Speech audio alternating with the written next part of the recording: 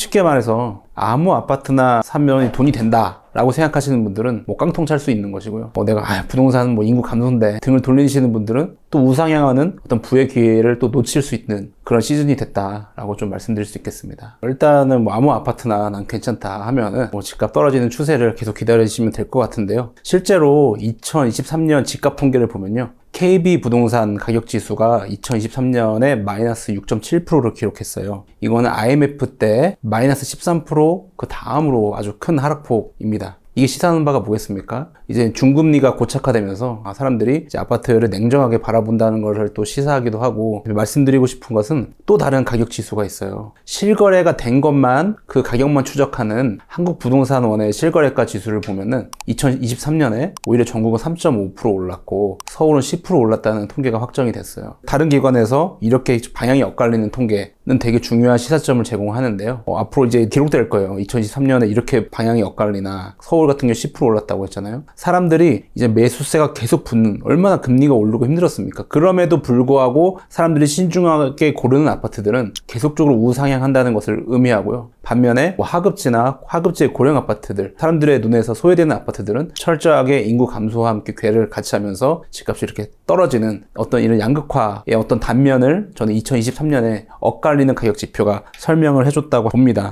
거래가 되는 아파트는 오르는데 아닌 아파트들은 떨어진다. 더 극단적으로 격차가 벌어질 겁니다. 2024년 지금 상반기가 지나가고 있는데요. 지금도 그게 계속 이어지고 있나요? 그렇죠. 여러분들이 실거래가만 봐더라도 압구정이나 반포나 이런 것들이 뭐 10억 단위로 이렇게 거래가 되는 것들을 보실 수 있을 겁니다. 반면에 지방의 소도시 같은 경우에는 2, 3억짜리 아파트들이 되게 많죠. 이게 차이가 지금 몇 배입니까? 20배 정도 되는데, 이런 격차가 시작된 거는 2015년부터 시작을 됐고요. 지금은 이제 그 격차가 완전히 커져서 더 이상 줄어들 기회가 보이지 않는다라고 생각하시면 되겠습니다. 일단 앞으로 거래가 몰리는 곳이 비싸진다고 말씀드렸어요. 굳이 강남이 아니더라도 거래가 몰리는 것들이 틈새마다 전국 시공구 단위로 분명히 있거든요. 사람들이 그곳에만 사는 게 아니기 때문에, 그래서 사람들의 수요가 계속 몰리는 곳들, 이런 것들을 추적해 나간다면은 우리가 더 오를 곳들을 찾아낼 수 있는 것이죠. 쏠리냐 쏠리지 않느냐, 사람들이 모이냐 모이지 않느냐가 되게 민감해져요. 왜냐하면 인구가 풍부하다고 생각해 보세요. 사람들이 아이들 많이 낳고 인구가 많아요. 그러면 어디에 쏠리든지 고르게 분포되어 있기 때문에 차이가 별로 없거든요. 근데 지금은 인구가 급격하게 감소하기 때문에 사람들이 되게 인구에 민감해지고, 인구가 많은 지역으로 더욱더 민감하게 유동성이 더 급격하게 쏠리는 거고, 인구가 없는 지역들은 더 급격하게 인구가 감소되는, 왜냐면 다들 인구가 감소할 거라고 생각을 하고 있기 때문에. 쏠리느냐 쏠리지 않느냐, 그럼 쏠리는 걸 어떻게 찾아내느냐, 이거에 대해서 여러분들 부의 기회가 있고 앞으로 충분히 그런 것들을 찾아낼 수 있는 기회가 있다고 봅니다. 시사점이 있는 기사로 제가 꼽았던 건데, 우리가 보통은 기사를 이렇게 보실 거예요. 거래량이 증가했다, 거래량이 감소했다. 양적으로 따졌어요. 근데 이제는 거래량이 되게 적어요. 왜냐하면 금리가 너무 높고 너무 비싸졌기 때문에 거래가 적어요. 그럼 상식적으로 집값이 폭락을 해야 되는데 그러지가 아니하고, 비싼 아파트들의 비중이, 거래가 옛날에 1000건 됐는데 100건 됐다고 치면은 이 100건 중에 비싼 아파트의 비중이 훨씬 많아졌다라는 얘기거든요. 이 기사를 보면은 15억 이상이 18%예요. 역대 최고예요. 서울 아파트 5개 중에 한 건은 15억 이상이라는 그런 얘기고, 뭐 6억에서 9억도 마찬가지로 역대 최고고, 신기하게도 6억에서 9억보다 9억에서 15억 비중이 가장 많습니다. 그렇기 때문에 서울로 쏠리는데 이제 가격이 비싼 거는 그 지역의 퀄리티를 나타내는 거예요. 7억짜리 아파트랑 14억짜리 아파트랑은 이렇게 보는 거예요.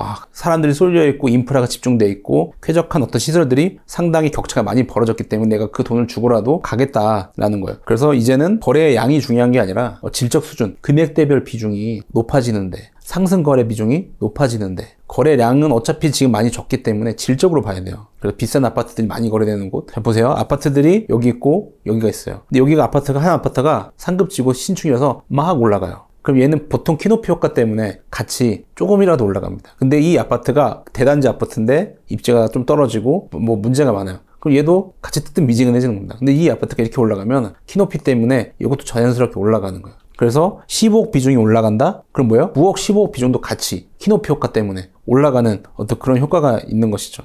그래서 이런 상급지에 대한 가격 자체가 그 지역의 퀄리티를 대변해준다. 뭐 이런 현상이 지금 계속적으로 도미노처럼 일어나고 있는 것이라고 보여집니다. 부자들이 움직인다라고도 해석을 할 수 있는 건가요? 그렇죠. 부의 쏠림이라는 것들을 다루는 통계를 보면요. 2000년대 이후에 부에서 상위 10%가 전체 부에서 차지하는 비중이 점점 좀 높아지고 있어요. 그리고 2010년부터는 그게 거의 굳어졌어요. 그런 사람들이 움직이는 곳. 내가 돈이 없어. 그럼 어떻게 해야 돼요? 그 돈이 많고 점유율이 높은 사람들이 움직이는 곳을 봐야 되는 거예요. 그 사람들이 왜 움직이는지. 아까 말씀드렸죠. 비싼 아파트가 옆에 있으면요. 좀 저렴한 아파트도 같이 올라간다. 그래서 그런 것들을, 그러니까 상위 소득자들이 비중이 별로 없어요. 그럼 영향력이 별로 없겠지만 지금 영향력이 견고한 상황에서 그들이 어디로 움직이는지를 추적하다 보면은 어디가 오를까라는 걸 지금 알고 싶은 거 아니에요? 그 인간 지표가 바로 상위 소득자들이 움직이는 곳이 바로 인간 지표인 것이죠. 그래서 막연하게 나는 돈이 없으니까가 아니라 저 사람들이 왜 움직일까? 어떤 이유 때문에? 직장 때문인가? 쾌적한 것 때문인가? 뭐 상권 때문인가? 뭐 이런 부분들에 대해서 생각을 하시면서 그 팩터를 가지고 적용시켜서 나의 사정에 맞게 입지를 찾아가면 되는 것이죠. 거기가 어디예요?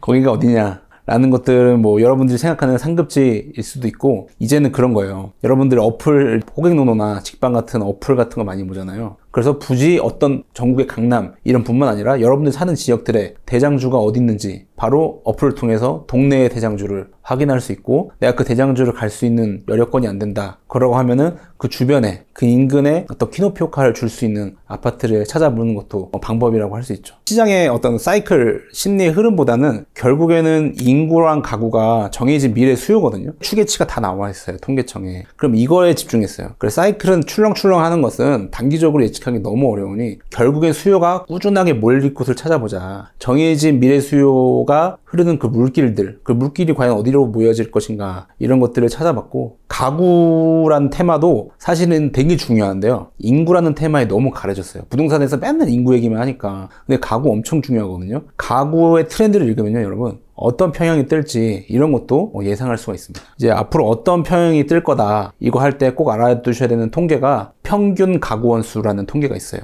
한 가구에 몇 명이 모여 사느냐를 나타내는 거거든요. 가구가 아파트의 수요 단위입니다. 인구가 아니라 한 세대니까 한 가구에 몇 명이 살고 있는지 알 수 있는 평균 가구원 수를 보면요. 2015년부터 이 평균 가구원 수가 2.5명을 하회하기 시작해요. 상상을 해보세요. 한 가구에 한 아파트에 2.5명 이하로 살아요. 그러면 무슨 말이냐면 부부 가구가 보통 있어요. 2인 가구라고 하죠. 2인 가구에 0.5 아이를 낳을 수도 있고 안 낳을 수 있는 확률이 0.5인데 이거 밑으로 갔다는 건 뭐예요? 아이를 안 낳을 확률이 점점점 증가하니까 어떻게 되냐면요. 2015년부터 중소형 평형 아파트 25에서 34평 아파트가 2015년부터 전국 평균 1순위 청약률이 계속 10대1 넘게 찍고 2020년에 25대1까지 찍게 됩니다. 이 핵가족화 트렌드가 계속하다 보니까 25, 34평 자체가 계속적으로 꾸준한 인기가 있는 것이죠. 부동산 뉴스를 보신 분들은 대형 평형이 희소하다 생각을 하실 수 있는데 사실은 2021년에 실제로 전용 8호 초과 그러니까 9평을 초과한 아파트들의 1순위 청약률이 55대 1을 기록했어요. 그러니까 25, 34를 누른 거죠. 그 이유를 맥락을 한번 시장을 보셔야 되는데 공급자들이 이제 핵가족 트렌드에 꾸준히 2010년부터 맞춰오면서 대형 평형 비중을 계속 줄인 거예요. 가구가 줄어드니까. 근데 마침 2021년이 대형 평형 공급 비중이 가장 적었던 해여서 그런 게 일어나는 건데 근데 또 이렇게 생각했을 때 그러면 대형 평형 어디나 사면 희소하니까 오르겠나라고 생각하면 큰일 나고 왜냐면 제가 아까 말씀드렸다시피 변하지 않는 것은 뭐냐면요. 1년, 2년이 아니라 10년, 20년 지금 어떻게 되고 있어요? 가구가 점점점 줄어들고 있어요. 자, 여기다가 반박을 할 수 있냐? 사실 어렵습니다. 막 갑자기 결혼을 많이 하고 애를 3명, 4명씩 낳는다는 거는 어려운 일이죠. 그럼 결국에는 오르는 아파트는 뭐예요? 이 트렌드에 맞출 때 제일 쉬워요. 이지한 거예요, 투자가. 그래서 지역이나 어디에 상관없이 실수요에 기반한 25, 34평형 투자가 가장 안전한 거예요. 대형 평형 어려운 거죠, 투자가. 왜냐면은 가구들이 많지가 않은데, 대형 가구들이. 핵가족이 소요가 된다며. 그럼 이 사람들이 어디 사냐면 25, 34평에 살기 때문에 가장 난이도가 낮고 쉽게 우리가 실거주든 투자처든 우리가 쓸 수 있는 게 25, 34평이죠. 근데 여기서 또 하나 짚고 넘어가야 될 게 2, 3인 가구가 대세인 건 알겠네. 4인 가구 없는 건 알겠어. 근데 1인 가구가 짱 아니야? 이런 거예요. 맨날 1인 가구만 나와. 1인 가구가 짱이 아니에요, 여러분. 통계청의 가구 추계에 따르면요. 2050년까지 2인 가구와 3인 가구를 합친 비중이 53%로 꾸준히 절반 이상을 차지해요. 1인 가구는 증가해도 40%예요. 처음 하셨죠? 왜냐면 뉴스나 이런 데서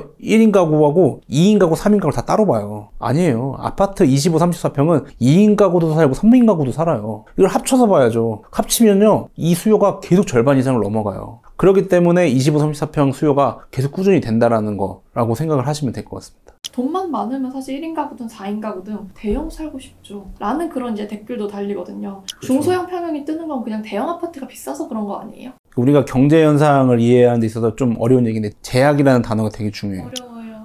어려워도 들으세요. 부동산의 근본적인 제약은 집 지을 땅이 많이 없다는 거예요. 무한정 있지 않다는 거예요. 이 서울이 고밀 지역인데 고밀 지역일수록 집 지을 땅이 없습니다. 고밀 지역들은 사람들이 대부분 살고 싶어하는 지역이에요. 집 지을 땅이 없는데 사람들이 막 몰려들어요. 그리고 여러분들 정책가예요. 이 아파트는 정책에 따라서 용적률과 건폐율이 정해지고 마음대로 지을 수가 없습니다. 정책가인데 몰려드는데 대형 평형 지으면 그만큼 수요를 감당하기가 어렵다는 건 정말 상식적인 이야기죠. 따라서 정책가들이 대형 평형보다는 이 고밀 도시에 중소형 평형을 계속 지을 것이고, 그럼 계속 그것들이 시장에서 거래가 표준이 될 거예요. 구평이 표준이 되면은 거래의 용이성이 또 가격의 신뢰성을 담보하는 거예요. 비슷한 사이즈끼리 어느 정도 거래가 많이 되니까 이 정도 가격이라고 예측하고 살 수가 있는데, 이 대형 평형은 거래가 뜨문뜨문하니까 소수의 부자들은 막 사죠. 뭐 동탄에 막 최근에 보셨잖아요. 뭐 20억짜리 막 이런 거. 근데 한두 건이야. 가격이 실제 얼마인지 알 수가 없어. 근데 그건 돈에서 자유로운 분들이 그렇게 사시는 거고, 일반인 같은 경우에는 이제 위험하죠. 리스크하죠. 그래서 그런 것들이 중소형 평형이 시장의 표준을 장악할 것이기 때문에 계속 갈 것이고, 물론 부자들도 대형 평형이 삽니다만 부자들이 투자를 할 때요, 투자 수익률을 볼 것입니다.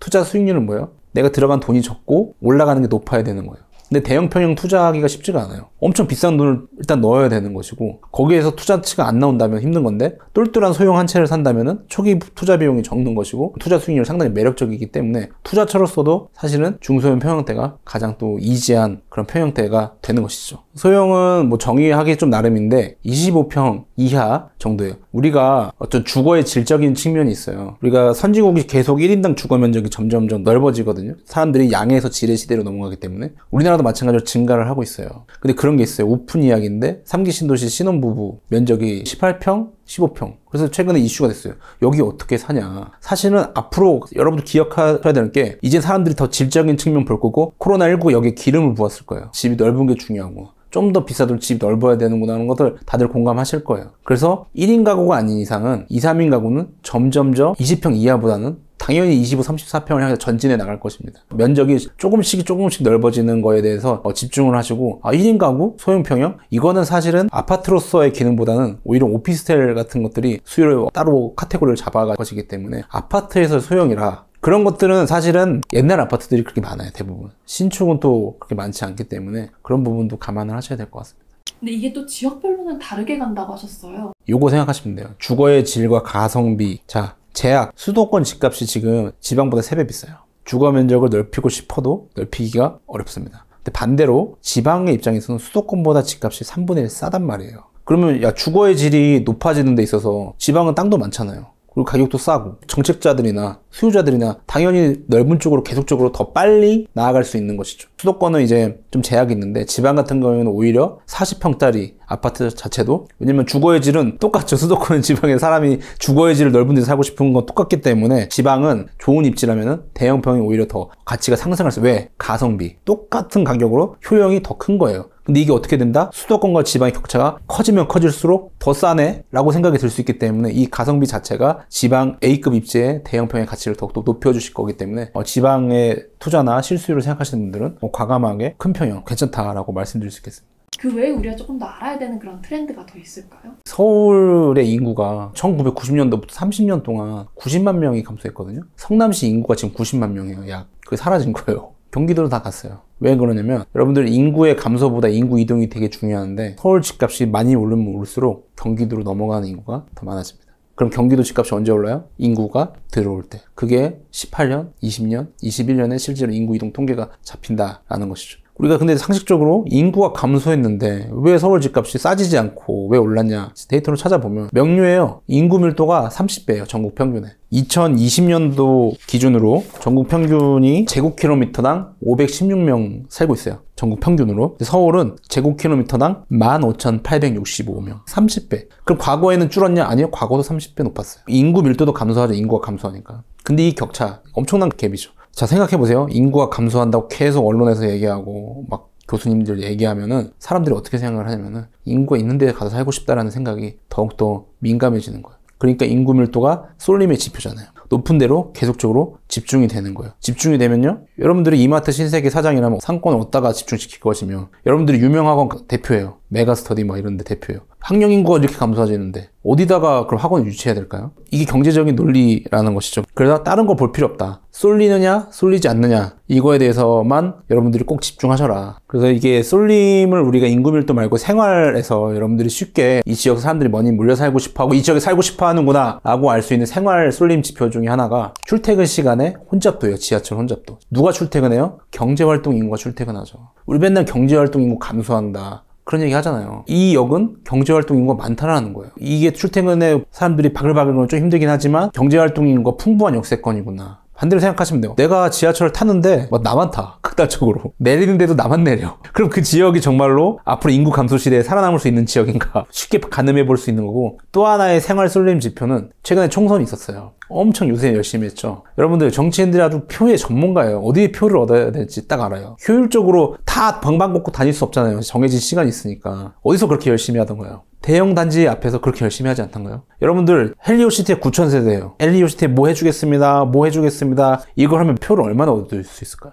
2만 표를 얻을 수 있는 거예요. 2명이 살 수 있잖아요, 부부가. 인구가 감소하면은 효율적으로 가장 많이 표를 얻을 수 있는 곳, 대형 단지들. 그리고 대형 단지들 되게 앞으로 더 중요해질 겁니다. 또 뻔한 설 수 있지만 여러분들 지금 거래 건수가 증가했다고 하지만 장기 평균 한 70%에 불과한 상황입니다. 거래의 용이성이 가격의 신뢰성을 만든다고 말씀드렸어요. 아니 내가 이 아파트 사고 싶은데 거래가 없네? 가격을 모르겠어. 어떻게 사요 여러분들? 잘못 사면 매덕 떨어지고 그러는데, 근데 대단지일수록 그만큼 거래가 많이 될 확률이 높죠. 여러분 아파트가 500세대 이하인 단지보다 2000세대인 아파트가 거래가 건수가 더 많을 수밖에 없어요. 상식적으로 생각을 해보면요. 그럼 그 아파트가 거래가 되는 거예요. 여기 작은 아파트는 84A가 갑자기 5억 5천이었다가 7억이었다가 막 6억이야. 감을 잡을 수가 없는 것보다 대형 단지가 많으면서 5억 3천, 5억 4천, 5억 5천, 5억 8천, 6억, 6억 2천 이렇게 위계가 잡혀있는 데가 더 안정적으로 생각되지 않으세요? 그럼 거기가 어디가 만족시킬 수 있을까요? 아파트 표본이 많아야죠. 대형 단지가 많아야죠. 그래서 그런 대형 단지에 대한 효용 가치는 더욱더 앞으로도 중요해질 것입니다. 그래서 그런 부분들, 거래의 용이성, 인구도 감소하고요, 거래도 되게 감소해요. 앞으로 폭발적으로 거래가 늘지 않을 것으로 예상돼요. 왜? 비싸니까요.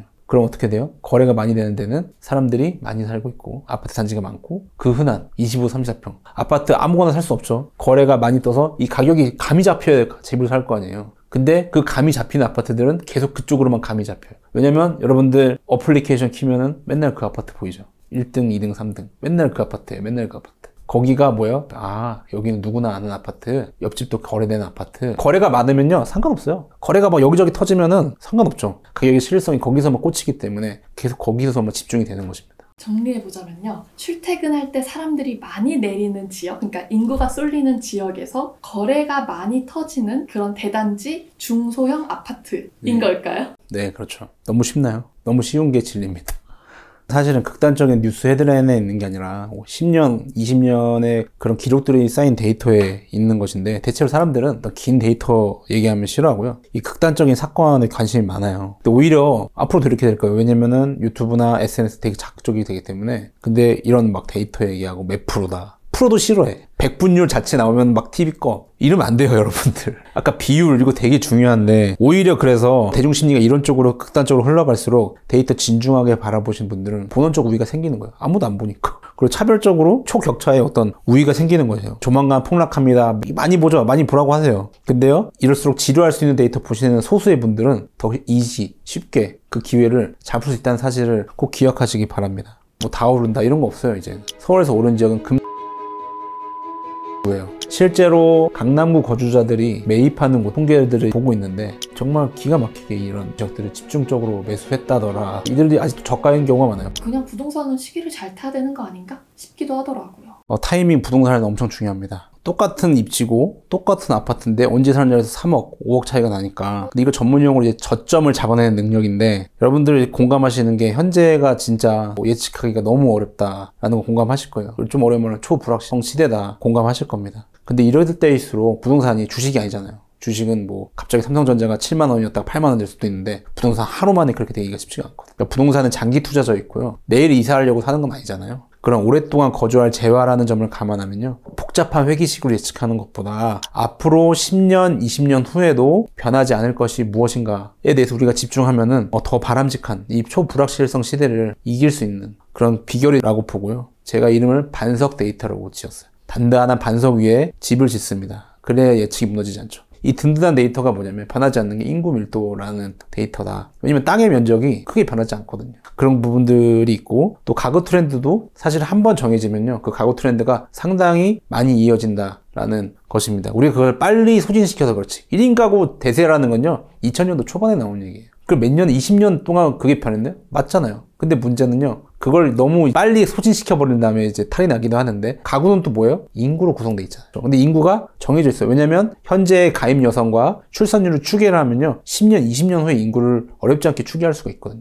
변하지 않는 큰 오차가 없는 인구가 모여진 게 가구다. 그럼 인구하고 가구는 어떻게 보면 정해진 물길인데, 인구 밀도라는 지표, 또 가구 트렌드라는 지표를 가지고 변하지 않는 법칙 위에 오를 지역들을 추려본 것입니다. 지금 시기에 좀 오르는 지역, 떨어지는 지역이 어디예요? 요거는 매매가 변동률 데이터로 말씀드리면 1분기에 서울에서 오른 지역은 금천구, 서초구, 용산구, 광진구예요. 여기도 근데 시사점이 되게 커요. 왜냐면 10년의 서울의 계획은요, 이미 정해져 있어요. 어디예요? 서울 비전 2030이라는데 오세훈 시장이 취임하고 만들었죠. 10년 동안 서울 이렇게 변할 것입니다. 여기서 중요한 게 4대 신성장 혁신축이라는 걸 만들었어요. 그 중에서 4대니까 뭐예요? 4개겠죠. 4개 중에서 가장 상승 모멘텀, 반전 모멘텀이 클 곳이 바로 국제경쟁혁신축이에요. 저 국제경쟁혁신축. 여기에 누가 껴있냐면 용산과 한강이 껴있기 때문이에요. 국제경쟁혁신축은 이렇게 광화문에서 내려가는데, 광화문, 서울역, 용산, 한강, 여의도, 영등포, 구로를 쫙 있는 거예요. 금천구와 용산구가 바로 이 국제경쟁혁신축에 딱 있는 거고, 서초구는 왜 오르냐? 서초구에 지금 뭐가 지어지고 있어요?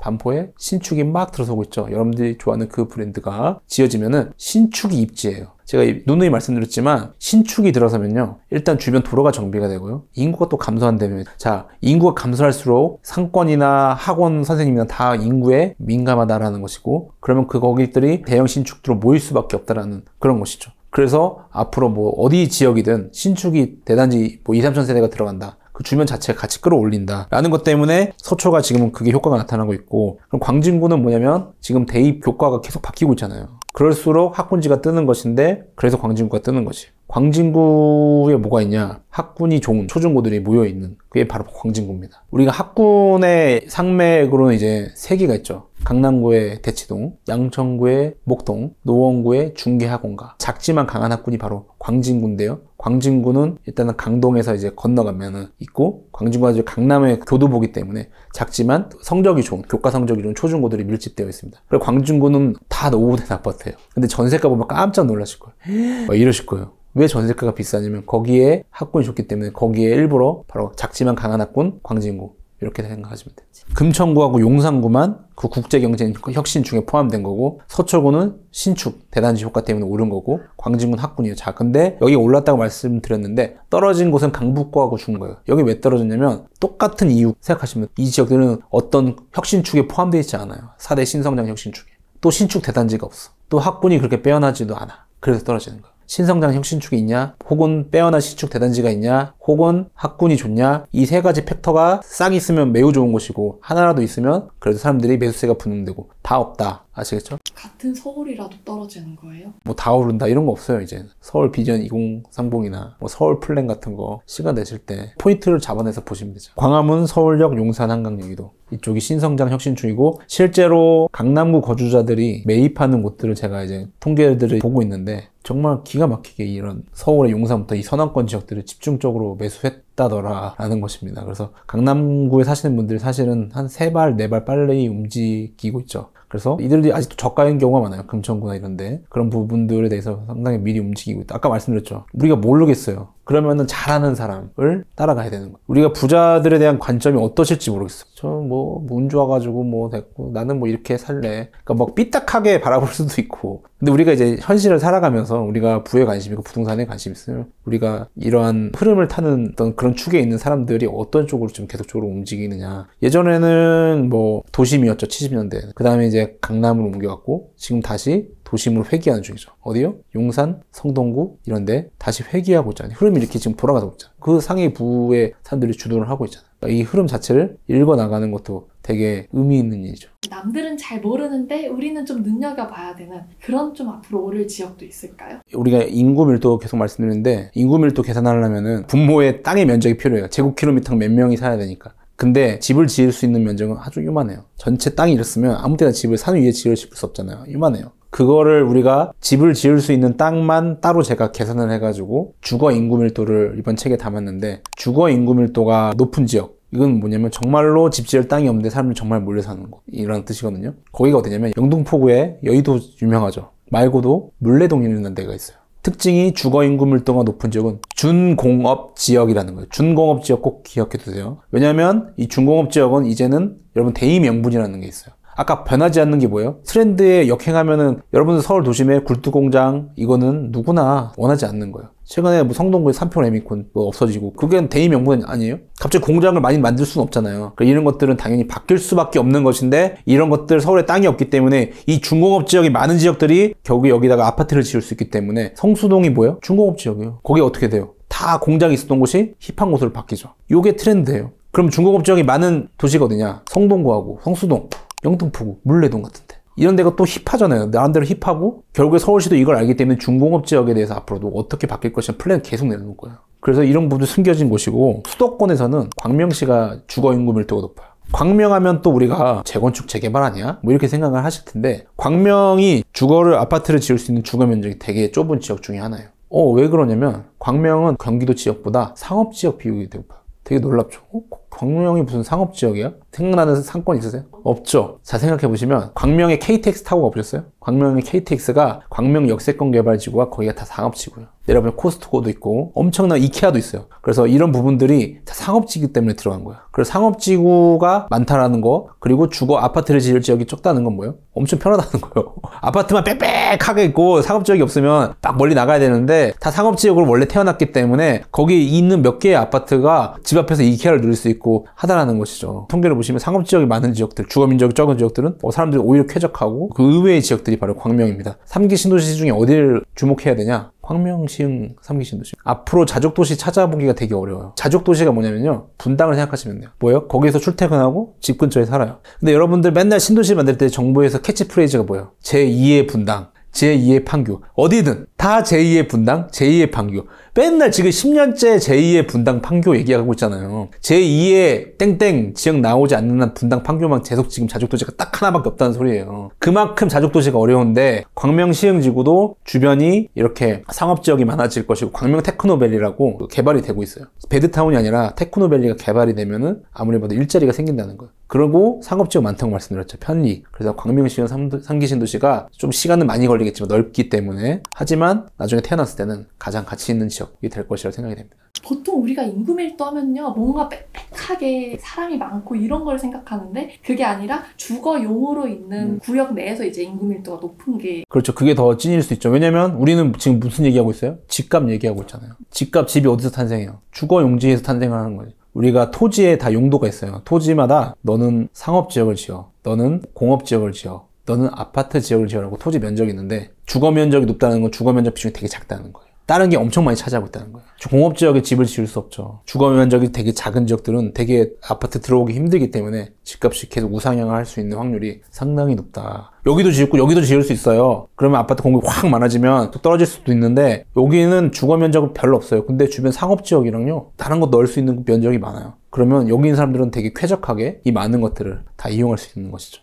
특히 서울 같은 경우에 중공업 지역이 목을 베겠죠. 중공업 지역은 뭐예요? 공장 지으려면 되게 교통이 편리해야 되죠. 주변에 인프라가 좋아야 공장을 운영할 수 있잖아요. 입지의 요지란 말이에요. 거기가 이제 드러내고 아파트를 지었기 때문에 거기가 성장할 확률이 상당히 높겠죠. 지금 막 더러워도 냄새나도 거기밖에 할 수 없기 때문에 왜 중공업 지역은 아파트 지을 수 있거든요. 그래서 그런 부분들이 포인트가 되는 거죠. 이런 부분들이 변하지 않는 거예요. 되게 되돌릴 수 없는 트렌드라 이 말이죠. 많은 편차가 풍파가 있죠. 뭐 파월 형님이 막 하고 그거는 잘 모르겠어요. 우리가 누가 대통령이 돼서 누가 정책을 어떻게 할지 잘 모르겠어요. 근데 우리 그것만 보자고. 시장의 본질이 수요와 공급이에요. 수요와 공급이 시장의 본질이에요. 그렇죠? 오를 때도 수요가 있는 애들 더 오르고 떨어질 때도 공급이 더 있는 애들 더 많이 떨어진단 말이에요. 그리고 희소가치라는 거. 그리고 제약이 있다는 거. 이건 변하지 않는 거 아닌가요? 그런 기본적인 펀더멘탈 자체가 계속 제가 주장을 해왔던 것이고, 지금 보면은 그런 것들이 시장이 막 갈라지면서, 아, 여긴 떨어지고, 여기 왜 오르지? 가만히 생각해 보세요. 거긴 사람이 몰리고 있고, 거기에 신축이 희소하고, 여긴 사람이 없고, 결국에는 이렇게 중간은 예측할 수 없지만, 결국은 예측할 수 있는 펀더멘탈이지 않나 싶습니다. 그래서 그것들을 계속 말씀드리는 거고요. 이런 거 사실 진짜 돈 되는 정보잖아요. 왜 알려주시는 거예요? 뭐 알려줄 수 있다는 게 참 영광이고 제가 이제 월부랑 인연을 맺게 된 게 한 6년 전에 제가 첫 책을 내고 그때 이제 첫 인연을 맺게 됐어요. 제가 첫 책을 시장에 대해서 제 생각을 담은 걸 내게 된 계기는 사실 뭐 거창한 건 아니고 제가 직장인인데 진급이 안 됐어요. 공감하시겠지만 진급 안 되면 기분이 그렇게 안 좋거든요. 한번 내가 시장 분석 능력을 한번 인정받아보자 라는 생각을 한번 하면서 이제 그거를 책이라는 걸로 제가 풀었던 해소했던 기억이 있는데 어떻게 보면 실패잖아요. 이렇게 아 너는 진급이 안 돼 라고 인정을 한 거잖아요. 또 실패감에 있어서 저는 그런 것 같아요. 저한테 전환의 계기를 만들어준 게 어떤 실패한 내 모습을 거울에 비춰볼 수 있는 용기가 제 때마다 이렇게 전환점을 만들어줬던 것 같아요. 실패한 내 모습 사실은 거울에 비춰보기가 싫죠. 근데 거울에 딱 비춰보는 순간 두 가지 생각이 듭니다. 정말 난 원래 이렇구나 라는 생각이 들고 또 하나는 이런 모습인데 내가 이걸 좀 발전시키고 싶다. 두 가지 생각 중에 이제 후자를 택하면은 사실은 발전이 되는 것이고 쓰임 받는다는 것 자체가 또 기쁘다는 것이고 그 뿌듯한 거죠 사실은. 그래서 다각적으로 내가 도움이 되는 사람이구나. 내가 누군가에게 도움을 줄 수 있구나. 제 글을 보고 공부하는 학생인데 새로운 관점이 열렸다라는 그런 거 하나하나가 자체가 그때가 제일 좀 뿌듯했던 것 같고 대중 앞에 선다는 게 쉬운 게 아니거든요. 그래서 6년 동안 해오고 있다는 것 자체가 내가 왜 하냐 했으면 안 했을 것인데 누군가에게 도움이 된다 이 말이 누군가에게 닿을 거 아니에요. 2010년만 해도요 이 유튜브는 상상할 수도 없었어요. 저 같은 일반인들이 나와서 얘기할 수 자체가 없는 상황이었어요. 누군가에게 닿을 수 있는 저 같은 평범한 사람이 그냥 저는 계속 그냥 일을 했을 뿐인데 그 일에 대한 스페셜리티가 유튜브라는 기술이나 이런 걸 만나서 누군가에게 멀리 있지만 그런 분들에게 닿을 수 있다는 게 보여요. 분명히 보입니다. 이제 막 부동산 공부 시작한 분들에게 좀 말씀을 해주시는 어떤 루틴 내지는 좀 조언이 조금 더 있을까요? 부동산 습관 같은 경우에는 아주 이지한 게 있어요. 앱이 너무 발달돼 있어요. 10분 활용하는데 딱 하나만 말씀드리면 여러분 관심 있는 지역 있죠? 관심 있는 지역에 대단지 아파트 한 3개 정도를 알람 설정을 해서 무슨 알람? 시세 알람. 내가 고덕글 아쉬움이 궁금해. 그럼 딱 마레프 아시잖아요? 마포 MF. 뉴스로 보지 마시고 그 실거래가 뜰 때마다 요즘에 아주 속보성으로 알람을 제공해주기 때문에 아주 직관적이에요. 오르네?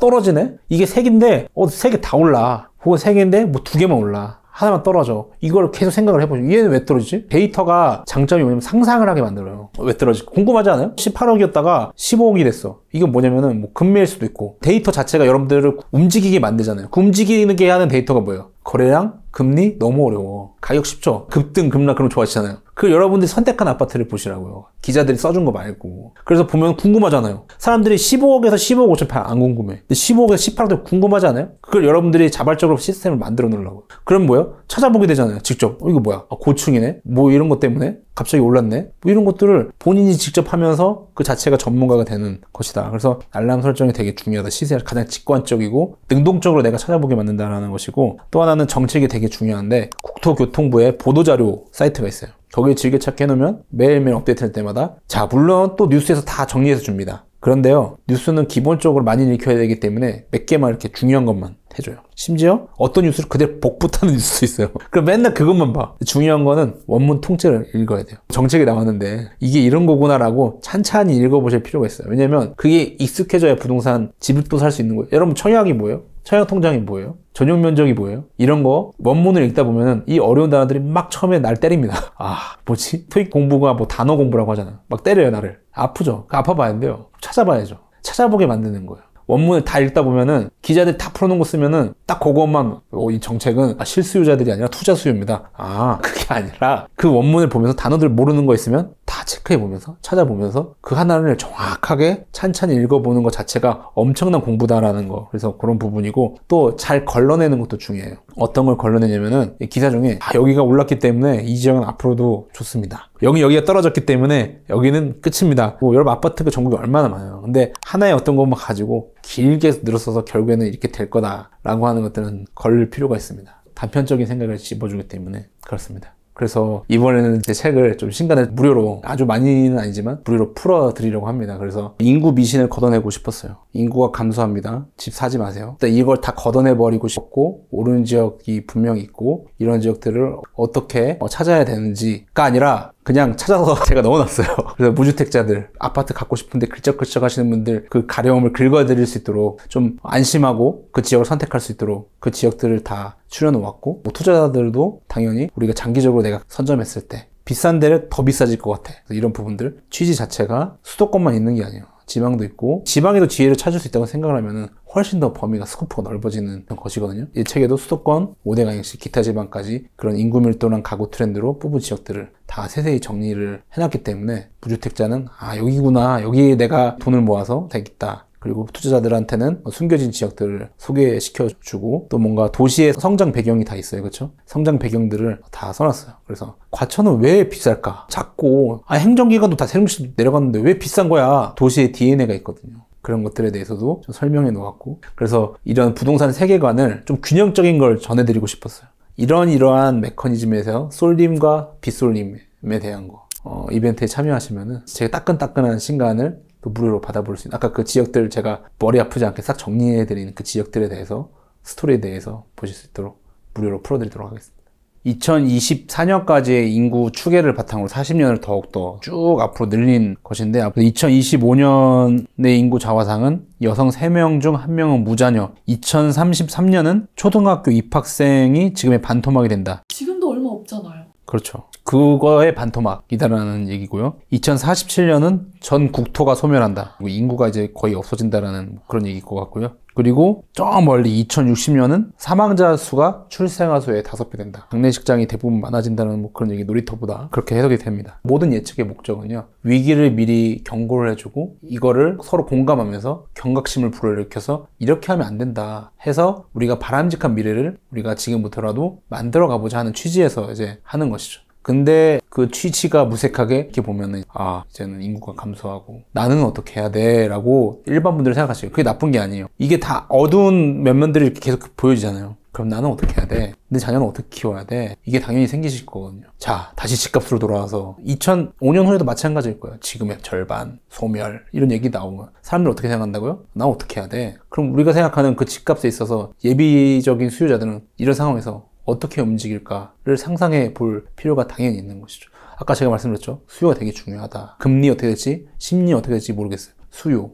인구는 내리막길이 정해져 있는데 그럼 이 사람들이 어디로 움직일지 상상을 해볼 필요가 있다. 그래서 이 사람들이 몰리는 곳, 그리고 몰리지 않는 곳에 왜 양극화가 심해져요? 인구가 저기도 여기도 저기 있으면 여기도 오르지만 여기도 어느 정도 오르는데 인구 자체가 줄어드니까 나머지를 커버할 수 있는, 이 사람이 없는 곳들을 커버할 수 있는 유동성 자체가 씨가 말라버리는 것이죠. 그리고 사람들은 더 여기로 빨리 몰려요. 왜요? 우리 자녀는 어떻게 해? 인구 감소한다는데 느긋하게 있을 수 있나요? 갈수록 이런 예측이 되게 극단적으로 나올 거거든요. 되게 무섭게 나올 거거든요. 그러면 더 빨리 움직여요. 그렇기 때문에 더 빨리 유동성이 붙는 속도가 빨라져요. 그래서 여기는 이렇게 싼데 여기는 뭐 며칠 만에 이렇게 오르나? 공포가 계속 짓누르니까 시소라고 생각하시면 돼요. 인구 소멸의 공포가 짓누르면 뭐예요? 사람들이 쏠리는 힘이 더 강해지는 거예요. 그럼 우리가 썰렁한 현실이지만 여러분들 다 인구 감소한다고 인정하시는 상황에서는 이 쏠리는 곳들이 어디 있는 거냐 찾아볼 필요가 있는 거죠. 안 그래도 저희 월브닷컴에 이런 좀 재테크 고민이 하나 들어왔어요. 저출산 고령화 시대에 아이를 키우는 저희 부부는 고민이 많습니다. 이전에 학군 괜찮은 곳에 내 집 마련하면서 아이도 잘 키우고 우리 부부 재테크도 해야지 싶었는데 지금 같은 인구 감소 시대에는 역행하는 것 아닌가 싶어요. 학군지 시대는 끝난 걸까요? 데이터는 뭐라고 말하고 있나요? 라는 질문이 있습니다. 학군지 시대의 종말은 인구 감소가 이유일 텐데요. 우리가 부의 기회라는 관점에서 바라보면 학령 인구,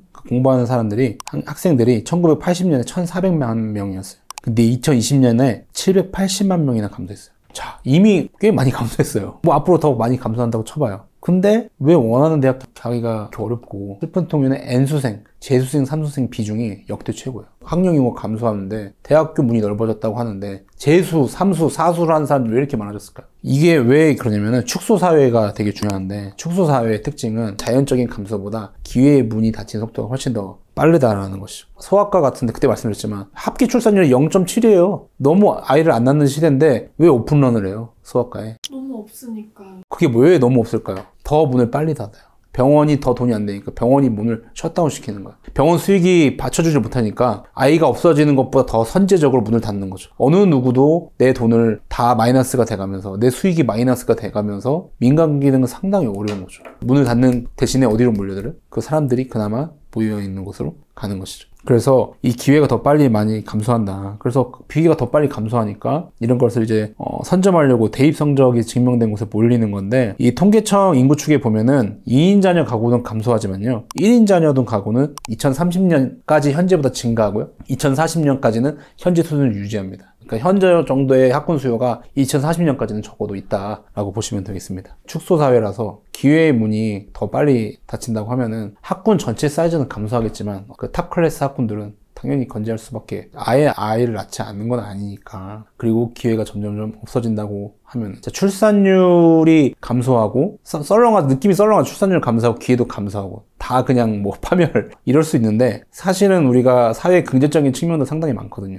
수명도 많이 늘어나고 이동수단도 상당히 발전했고, 뭐 핸드폰 이거 상상이나 했습니까? 그런 부분들도 우리가 선형적으로 물론 지금의 추계를 쫙 당겨서 우울합니다라고 얘기할 수 있지만 그래도 극복하는 부분들이 분명히 있을 거라고 저는 또 보기 때문에, 그런 극복이 된다고 하면 학군 수요는 좀 더 연장될 수도 있겠죠. 그 15년 동안 그러면 더 좋은 곳들은 더 비싸지고 더 양극화가 심해질 거라는 그런 이야기. 학령인구가 그렇게 수요 자체가 별로 없는데 왜 비싸지냐? 아까 말씀드린 인구가 감소하는 것보다 좋은 곳에 취업할 수 있는 기회가 더 빨리 쾅쾅쾅. 왜 빨리 문 닫아요? 수요가 없어진다며. 선제적 문을 다 닫는 거야. 또 부자들이 그런 것들을 자기 자녀들을 위해서 배리어를 치는 거야. 장애물을 치는 거예요. 못 들어오게, 진입 못하게. 학원비가 30만원, 40만원이면 할 수 있는데 7, 80만원 돼봐요. 또 배리어가 쳐지는 거죠. 학군을 통해서 부의 세습이 또 이뤄질 수 있는 것이죠. N수생이 많아진다는 거는 어떻게 해서라도 재수, 삼수, 사수를 해서라도 그 대학교 아니면 안 되라고 왜 생각할까요? 기회의 문이 별로 없으니까. 이 대학교만 나와야지만 갈 수 있기 때문에. 사회에 기회가 많으면 이 대학 가고 저 대학 가도 다 문이 열려 있어요. 점점 기회가 줄으면 딱 그것만 해야 돼요. 그게 뭐예요? 대표적인 게 의대 때문에 왜 이렇게 전국민이 이렇게 난리난 적이 있나요? 옛날에는 여러분들 유치원 때 뭐 되고 싶었어요? 나는 뭐 소방관도 되고 싶고 간호사도 되고 싶고 플로리스트도 되고 싶고 꿈이 많았잖아요.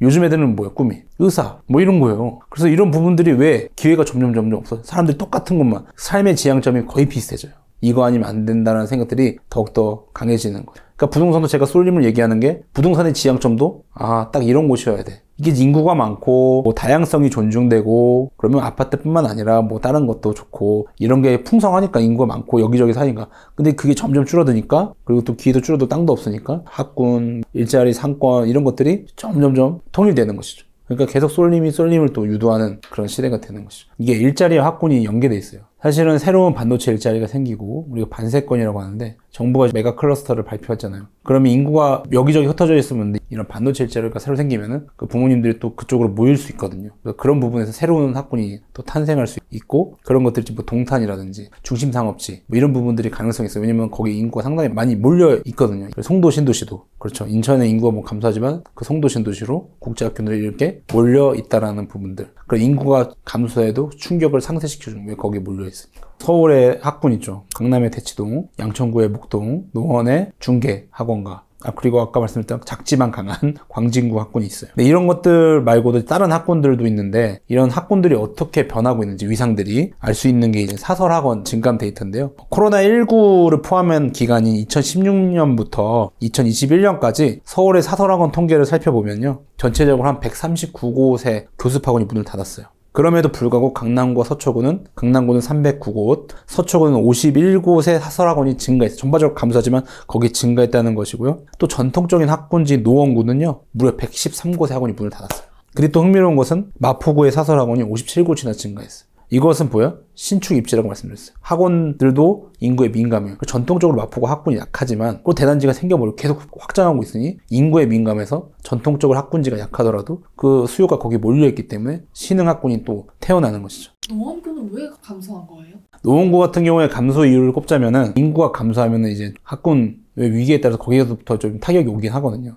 그리고 또 노원의 서울에서 안전진단 대상 아파트가 가장 많은 데가 또 노원구입니다. 사실은 신축 아파트가 탄생하지 못한 곳이지 노원구기도 하죠. 그래서 그런 부분들이 있고, 노원구가 이제 양천구나 대치동보다는 가격이 싸요. 그래서 한때 그런 붐이 불었어요. 노원 뭐 학군 좋잖아, 거기 싸잖아, 갭 투자가 많이 있었어요. 갭 투자가 많은 건 실수요가 온다는 게 아니라 어떤 갭 투자 수요가 많기 때문에 질 같은 경우도 좀 담보하기 어렵고 투자 수요가 좀 많이 몰리면서 실수요자들 떠나가는 갭 투자가 좀 많이 들어가면서 그런 좀 몰아내는 효과도 있는 것이죠. 강남 서초는 이제 건재할 거고 농원구보다는 이제 마포구 여전히 뭐 마포구 학원이 뭐 많진 않지만 우리 성장의 측면에서 보면 성장 가능성이 있다는 것이고요. 재개발축이 대규모로 생기면은 거기 몰린다가 바로 강동구예요. 강동구 뭐예요? 올해 말에 뭐가 입주합니까? 만세대가 넘는 둔촌주공 신축이 입주합니다. 그리고 그 뒤에 명일 재건축 단지가 쫙 즐비해 있어요. 그래서 그런 부분들 실제로 강동구 통계를 보면은 뭐 학생 수나 학원 수나 이미 많이 증가를 하고 있어요. 고덕동에 재건축이 쫙 되면서 그쪽에 학원들이 쫙 생겨가고 있거든요. 그래서 강동구 자체도 재건축을 먼저 치고 나가면서 증가하고 있다 볼 수 있어요.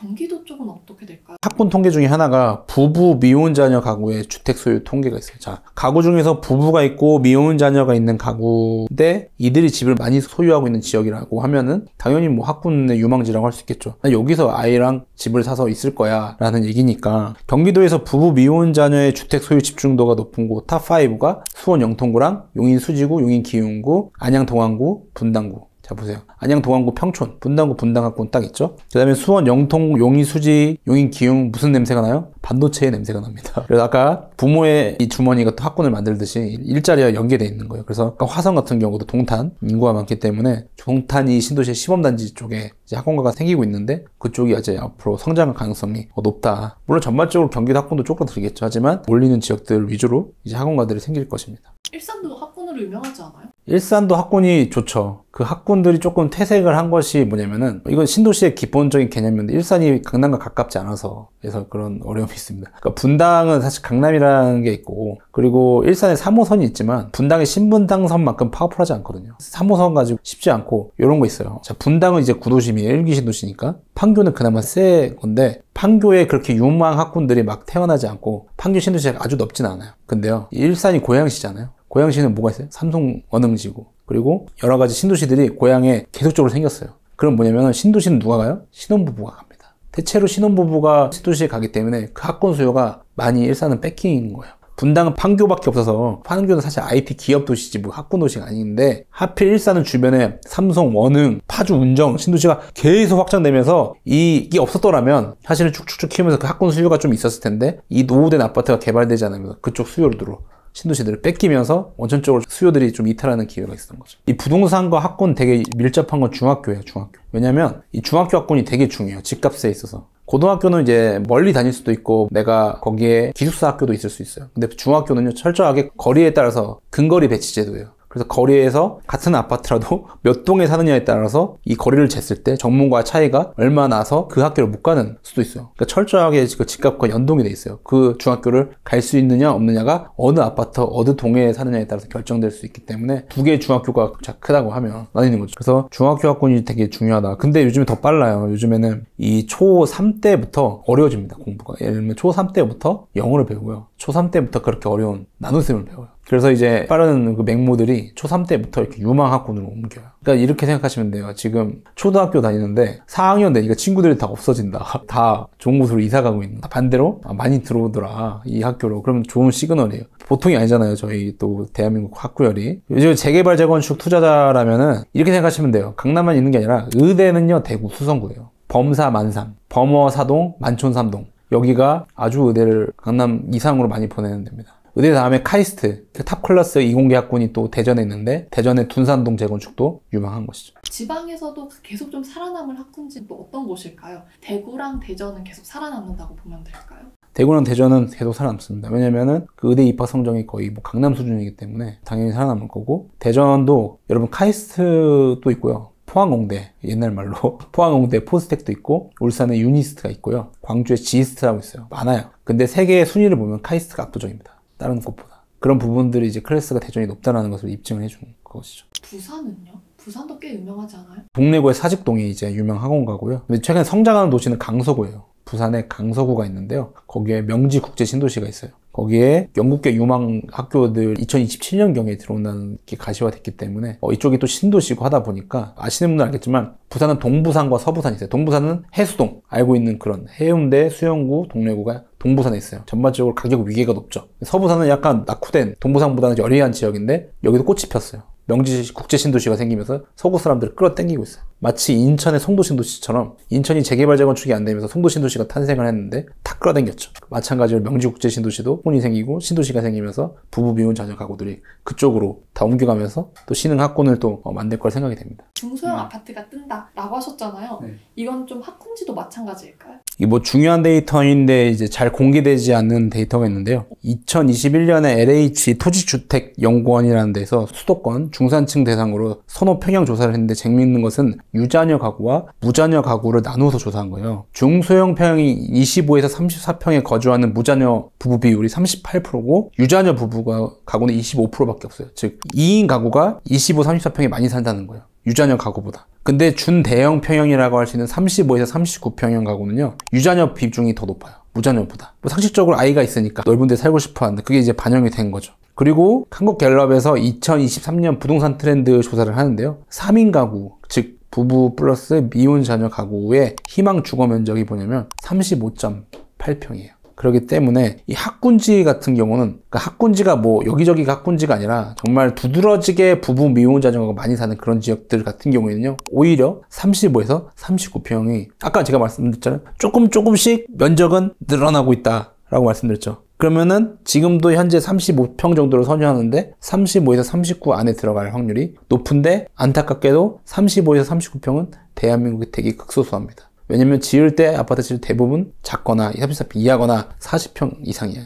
근데 점점점 올라가는데 이거는 이미 너무 적어. 그럼 40평 살면 되잖아요. 그렇죠. 그런데 가격에 제약이 있다는 거 말씀드렸죠. 3인 가구들이 조금씩 올라가고 있단 말이에요. 주거 면적 자체가. 특히 학군지 같은 경우 아까 통계 말씀드렸다시피 35에서 39평 자체가 더 선호된다. 학군지 같은 경우에는. 학군이든 어떤 쏠림이든 꼭 이것만큼 알아가라 하는 그런 포인트. 결국에는 우리가 부동산은 장기적으로 봐야 된다는 관점에서 봤을 때 수요의 흐름이에요. 수요의 흐름. 이 수요가 자연스럽게 어디로 가고 있느냐에 집중을 할 필요가 있는 거예요. 부동산에서 수요의 흐름 뭐예요? 인구의 이동이에요. 근데 인구의 이동의 이유를 물어보세요. 지역마다 다 매력이 다르죠. 매력이 다르다는 것은 수요가 그것에 가는 분명한 이유가 있다. 우린 뭘 생각을 해야 돼요? 이 사람들이 왜 그곳으로 가느냐? 그럼 나도 그곳으로 가는 이유가 뭐 대략적으로 합당한가라는 거예요. 다 학구 때문에 가는데 나는 거기에 뭐가 좋아서 간다. 뭐 개별 취향일 수도 있지만 과연 그것이 내가 가치를 바라보는 데서 바람직한 것인가? 내가 보기에 좋은 것이 아니라 다른 사람들이 봤을 때 좋은 것이 앞으로 가치가 높아오른다. 내가 그 지역을 선택을 했을 때 다른 사람들이 그 지역을 선택한 이유가 거의 비슷한가를 따져볼 필요가 있는 거예요. 왜 이동하느냐가 수요에 대한 질문인 거예요. 전입사유 통계가 다 나와 있잖아요. 여러분들 이사하신 분들 알 거예요. 왜 이 지역에 이사 왔는지. 전입사유 다 적게 돼 있잖아요. 그거에 대한 통계들이 다 나와 있습니다. 그게 내가 이사 가는 이유와 정렬되고 있느냐, 합치되고 있느냐, 여러분들이 잘 알고 계신 거예요. 그 수요의 흐름에 편승하고 있기 때문에. 여러 가지 말씀을 많이 드린 것 같은데, 결국에는 우리가 정말 균형적으로 바라보자. 그리고 내가 원하는 지역은 딱 그 지역 한두 개잖아요. 근데 그 지역 한두 개를 전문가들이 모두 100이면 100 다 설명할 수 없거든요. 1000명이 듣고 있으면 1000명이 다 다르잖아요. 그럼 우리가 뭘 알아야 되냐면 원리를 알아야 돼요. 그 원리를 기본적으로 알아야 여러분이 원하는 그 지역을 적용시킬 수가 있는 것입니다. 그래서 그 원리들에 대해서 계속 반복되고 수요에 움직이는 원리가 무엇인지에 대해서 계속적으로 곰곰이 생각을 해보신다면 안전한 선택을 하실 수 있고 후회하지 않는 부동산에서 의사결정을 내리실 수 있지 않을까 생각이 됩니다.